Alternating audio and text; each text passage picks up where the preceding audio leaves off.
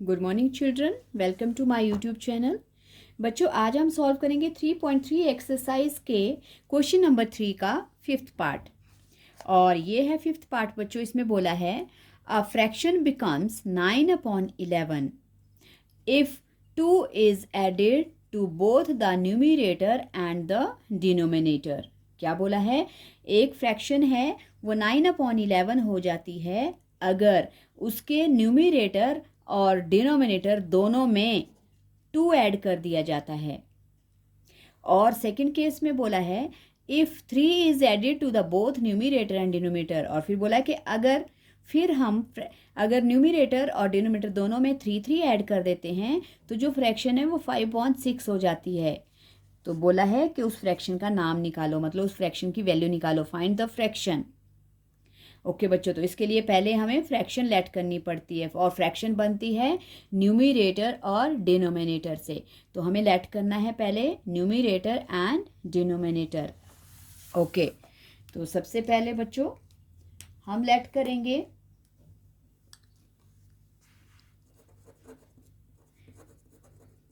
let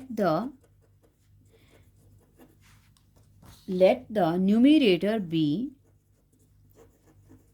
x and और denominator b y। Okay बच्चों, हमने न्यूमरेटर x ले लिया और डिनोमिनेटर ले लिया y। तो हमारी फ्रैक्शन क्या हो जाएगी बच्चों? फ्रैक्शन लिख सकते हैं हम। फ्रैक्शन देखो, मैंने बोला फ्रैक्शन होती है न्यूमरेटर अपॉन डिनोमिनेटर। तो न्यूमरेटर हमने ले लिया x और डिनोमिनेटर है y। तो ये फ्रैक्शन हमने लेट कर ली। ओके, फिर क्या बोला है कि fraction becomes 9/11 if 2 is added to both the numerator and denominator. तो सबसे पहले हम देखेंगे इन फर्स्ट केस में बच्चों क्या बोला है? फर्स्ट केस में बोला है if 2 is added to both numerator and denominator। Okay, तो अगर दोनों में 2 ऐड कर देते हैं तो हमारे पास देखो न्यूमरेटर क्या हो जाएगा बच्चों। सो न्यूमरेटर हमारे पास बन जाएगा x प्लस 2 और डिनोमिनेटर क्या बन जाएगा बच्चों? y plus 2। और फिर क्या बोला है? फ्रैक्शन। तो फ्रैक्शन कितनी बन जाती है? पहले जो दिया है उसको लिख लो। फ्रैक्शन बन जाती है 9/11। अब हम बना सकते हैं फ्रैक्शन। देखो अब क्या फ्रैक्शन बनेगी हमारे पास? Numerator upon denominator. न्यूमरेटर क्या है बच्चों? न्यूमरेटर है हमारे पास x प्लस 2 अपॉन डिनोमिनेटर क्या है? y प्लस 2 और इक्वल्स टू फ्रैक्शन क्या बन जाएगी? 9/11। ओके, तो ये जो आपको दिया है उसको पहले लिख लो। लिखने के बाद सीधा फ्रैक्शन बना लो, न्यूमरेटर अपॉन डिनोमिनेटर, और जो दी हुई फ्रैक्शन है उसके साथ उसको कंपेयर कर लो। ओके, तो अब हमारे पास आ गया x plus 2 upon y plus 2 equals to 9/11। बच्चों हम इसको क्रॉस मल्टीप्लाई करेंगे। क्रॉस मल्टीप्लाई करने से देखो हमारे पास क्या, 11 इस वाली वैल्यू को मल्टीप्लाई करेगा। 11 into x plus 2 equals to, और जो y प्लस 2 है और 9 है वो मल्टीप्लाई हो जाएंगे। ओके, देखो अब मल्टीप्लाई करेंगे। 11 से x को मल्टीप्लाई करेंगे, 11x plus 22 equals to 9y plus 18। Okay, तो अब हम क्या करेंगे? अब बच्चों x और y की वैल्यू को लेफ्ट साइड में अरेंज कर लेंगे, और जो कांस्टेंट वैल्यूज़ हैं, जो विदाउट डिजिट वाली वैल्यू है, वेरिएबल वाली वैल्यू है, उनको राइट साइड में अरेंज करेंगे। ओके, तो लेफ्ट साइड में क्या है? 11x, और यहाँ से प्लस का y लेफ्ट में आकर माइनस हो जाएगा इक्वल्स टू, और यहाँ राइट साइड में है हमारे पास 18, और लेफ्ट से प्लस का 22 माइनस 22। ओके, सो फ्रैक्शन हो जाएगी 11x minus 9y equals to -4। ये आ गया बच्चों फर्स्ट केस।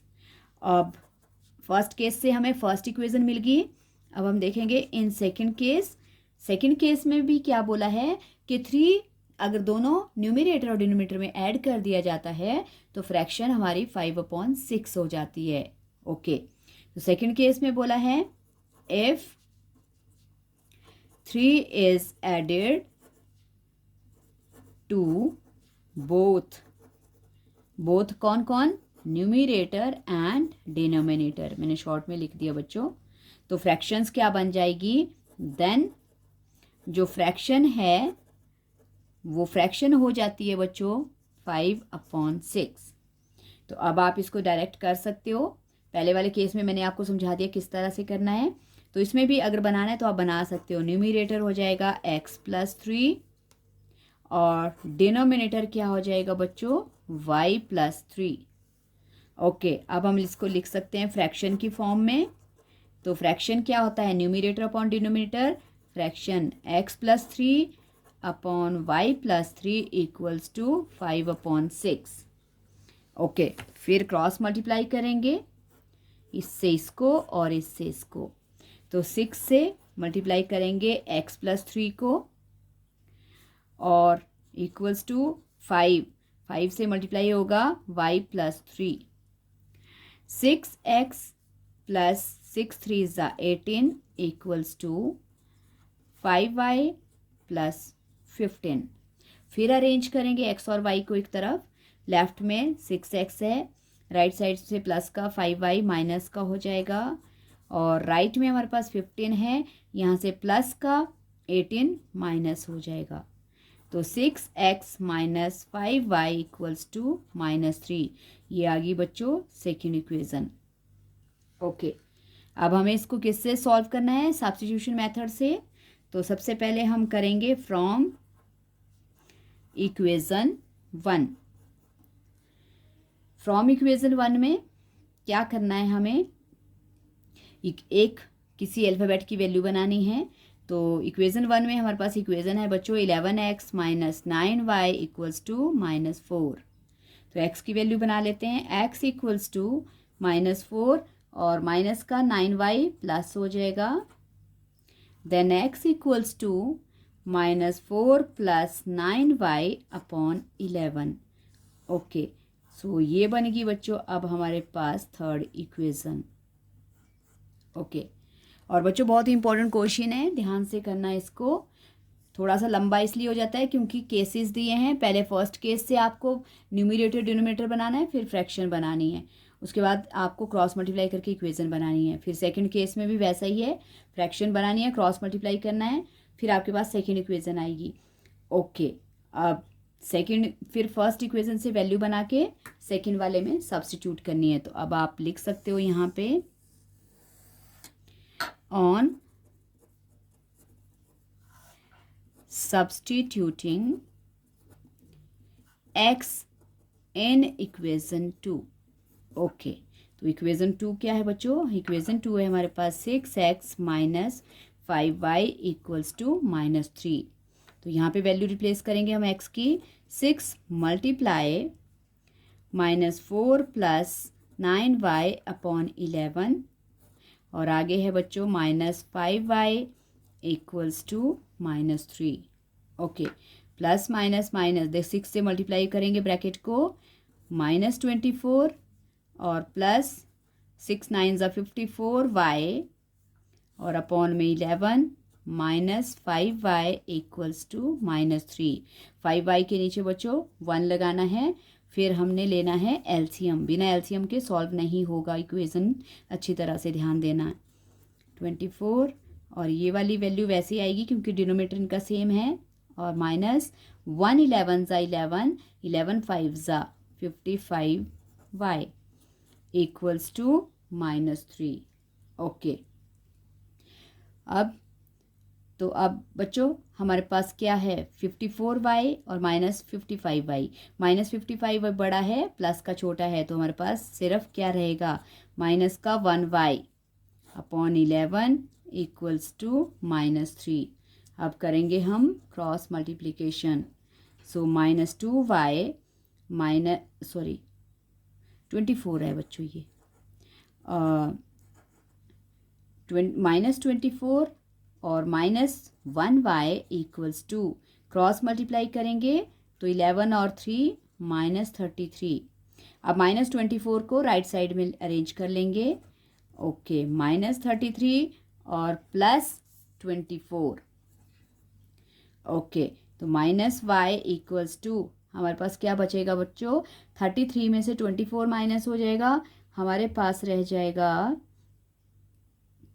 13 में से, देखो यहाँ 13 बनेगा, 13 में से 4 9, माइनस से माइनस कट गया और y आ गया बच्चों हमारे पास 9।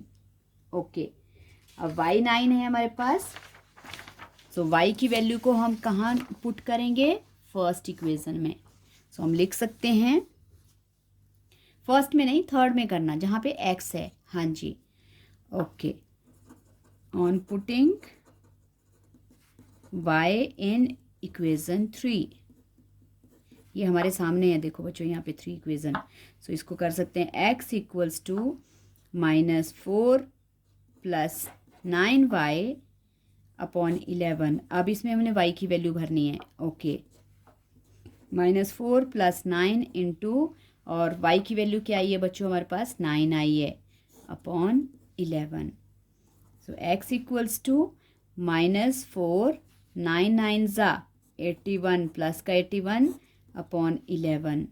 ओके, 81 में से 4 माइनस हो जाएगा बच्चों, हमारे पास रह जाएगा 77 / 11। 11 1 = 11 7 = सो x की वैल्यू आ गई अब हमारे पास 7 और y की वैल्यू है बच्चों 9। सो अब हम बनाएंगे देयरफॉर फ्रैक्शन = क्या बताया था मैंने? Numerator upon denominator. न्यूमरेटर है x और डिनोमिनेटर है y, तो उनकी वैल्यू भर दो। x है हमारे पास 7 और y है बच्चों 9। सो ये आ गया हमारा आंसर। आई होप आपको ये क्वेश्चन समझ आ गया बच्चों। बहुत इम्पोर्टेंट क्वेश्चन है ये और आसानी से करना है। पहले फर्स्ट केस से फर्स्ट इक्वेशन, सेकंड केस में जो बोला है उसके अकॉर्डिंग सेकंड इक्वेशन सब्स्टिट्यूट करके वैल्यू निकालनी है और फ्रैक्शन बनानी है। सो आपको समझ आ गया तो प्रैक्टिस करना बच्चों, और वीडियो को लाइक करना, शेयर करना और चैनल को सब्सक्राइब करना। Thank you so much.